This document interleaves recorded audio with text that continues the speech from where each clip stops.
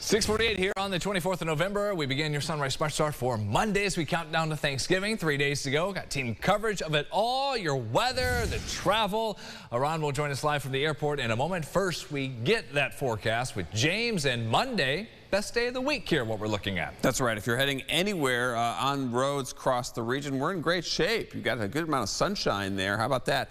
Over News 8 Studios, Penn Yan at 37, 36 in Livonia, South Bristol at 35 degrees. These numbers will push up into the mid-40s later today with a good amount of sunshine. So let's enjoy it. Let's enjoy those 0 for rain chances, but watch out as we get towards the next couple of days. That's when we'll deal with the 8-day forecast at the end of the show. Brennan. That weather, great news for people flying out today, driving out today as the Thanksgiving travel rush is here. Airports are filling up around the country. The TSA says it will screen close to 18 million passengers this week alone. What's happening here at Rochester? Where are people going? Here's Ron live at the airport. Yeah, we need to know where people are going, but first we need to know how many people are going. We're here with Mark Gruba from AAA. We have tens of millions of people traveling this Thanksgiving. How many and where are they going? We are. This is the start of a very busy week. AAA is forecasting nearly 82 million Americans will go 50 miles or more from home. 6 million will fly. Another 73+ million will be on the roads. The vast majority of people will be driving to their holiday destination. Now, those people are driving, but where are they going? So, you know, the popular spots are places like, well, I mean, if you're flying, you're looking at Orlando. That's the number one Florida, spot. You need it. Yeah, road trips, I mean, I think it's friends and family, right? It's getting to your loved ones. I think the big thing about driving is whether you're driving an hour or you're driving 5 hours, that you're planning out your strategy. Leaving in the early morning hours to try to beat the crowds before 11 a.m., particularly Tuesday, Wednesday, and Sunday, busiest days on the road. And try to avoid those peak hours in the afternoon where you'll have the most congestion to deal with. Now, of course, if you're driving, there's some careful work you should probably do before you head out. So what should you be doing to your vehicle before you head out? Right, taking care of it as always. I mean, a year ago, AAA nationwide helped 600,000 plus stranded motorists during the Thanksgiving holiday, over 22,000 here in New York. So let's do a little prep work. Get a look at the tires, the tread, make sure that they're properly inflated, check the battery to make sure that the charge is strong. The wipers, because if we hit some inclement weather, you're going to want to make sure that you can see out the window, and the headlights as well. All good preemptive things to do. Well, Brennan, if you're going anywhere, I hope you've done all those preemptive things, because if you're driving, it seems pretty important. 14 miles takes me to get to Ontario and another 14 back. Thank you, Ron. Your sunrise traffic here at 6:51 this Monday. Pretty good so far on 590, 104, and 390. The one issue we have on our map is near 490 on the east side at Meadow Cove Road and Pittsford Palmyra Road. Be safe headed out on the final couple days of work and school this holiday week. We'll check sunrise traffic again when we see you during CBS Mornings at 7:26. Rochester police need your help to find the people who crashed into a church, causing extensive damage over the weekend. That there is the aftermath. A closer look at the damage. The front of that car just smashed right through the bricks. The car appeared to come right through the side of that church, and you see it boarded up after. Police say this happened overnight Saturday at St. Ambrose, right at the border of Irondequoit and here in the city. Sunday night, the church continued on with services, evening mass as scheduled, as leaders work to evaluate how much it will cost them to fix all this, as police still search for those responsible. If you have any information on that, you're asked to call 911. Happening today, the murder trial for one of the men charged in connection to a deadly shooting in Rochester on Cuba Place 2 summers ago picks up once again. Police say 21-year-old Timothy Brooks Jr. is one of the people responsible for the killing of 39-year-old James Jackson Jr. The victim was found in his wrecked car, shot multiple times on August 30th, 2024. He died at the hospital. Another suspect arrested, 17-year-old Rafael Marquez, was charged with murder. Police believe Marquez was the shooter who killed Jackson, and Brooks was with him that night when they tried to rob the victim.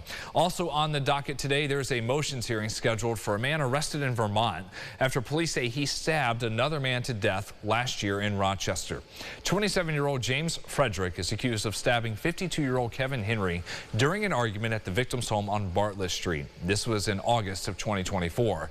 The victim died at the hospital. Days after the homicide, officers say Frederick was found in Stowe, Vermont, and taken into custody during a traffic stop. When he was brought here, he pleaded not guilty to murder. He's due in court at 9:30. The passing of Sister Grace Miller last week has led to so many tributes coming out from local organizations, and they're putting on this during their events, such as at Hope's Giving. That is hosted by Hope Dealers BTC. The 7th annual event Sunday provides hot meals to the community and had a special tribute and a moment of silence in honor of Sister Grace, who we lost Thursday at the age of 90. Known for a long life dedicated to charity, she created the House of Mercy homeless shelter in Rochester in 1985, and her work and message was an inspiration to so many. She did truly, have unconditional love for everybody, including our unhoused community and the people that are less fortunate.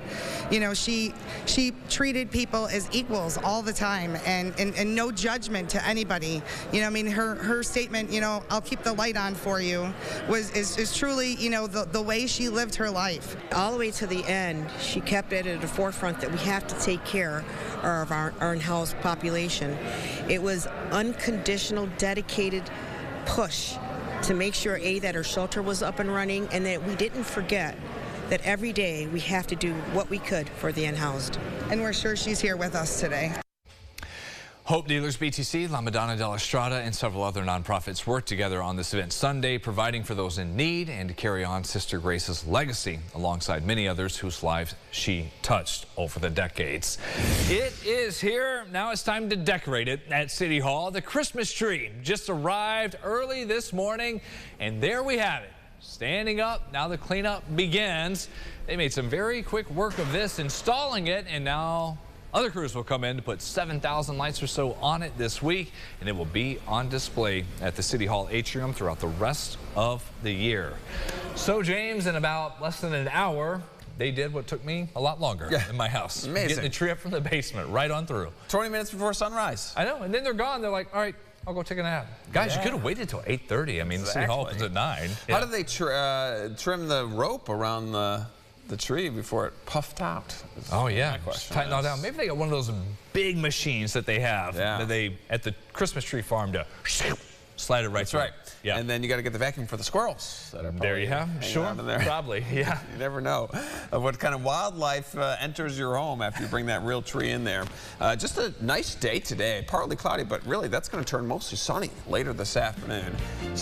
Rain showers tomorrow. We'll see you at 9 o'clock for our podcast, Second Cup of Sunrise. CBS Mornings on the way at 7. We're back here with an update at 7:25. Follow News 8 wherever you are on RochesterFirst.com, Facebook, X, and on our app for news and weather.